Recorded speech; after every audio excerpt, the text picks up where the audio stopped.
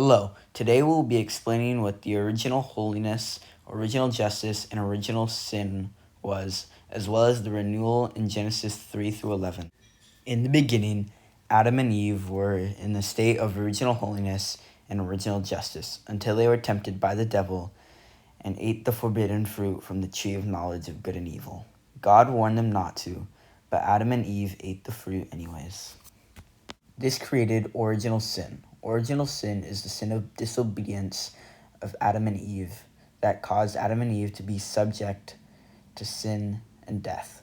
Because of this, many people committed sins such as Cain murdering his brother Abel and the Tower of Babel, where people wanted to take over heaven.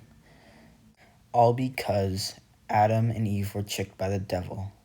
And for this, millions have suffered. But after Adam and Eve committed the original sin, God said there will be a redeemer of mankind. This redeemer will be Jesus.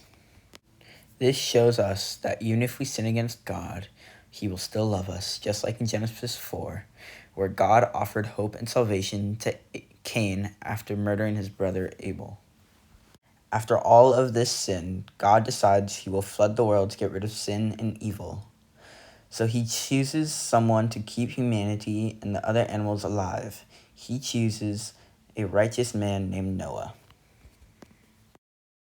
Noah brings himself and 7 other people on his ark, along with a pair of each animal so that they can reproduce.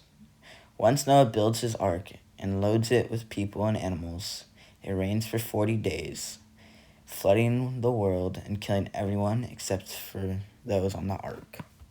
The story of Noah is about a righteous man. He is chosen by God to build an ark. After he builds this ark, he puts a pair of each animal on it. God tells Noah to also bring 7 additional people on board, his wife, their children, and their wives. Once Noah has done all of this, it rains for 40 days, flooding the world and killing everyone. The only people that survive are Noah and everyone else on the ark. The flood shares how God reveals himself to man and removes sin from the world. When God made his covenant with Noah, he used the rainbow to represent it. Through many paintings and images of Noah and the flood, you can see the rainbow. When God makes a covenant, he always has to represent it, such as the rainbow during the flood. The final story of Genesis 1 through 11 is the Tower of Babel. The Tower of Babel represents human ignorance. This story is meant to point out the foolishness of people trying to unite each other. While they are united, everyone is united for the wrong reason.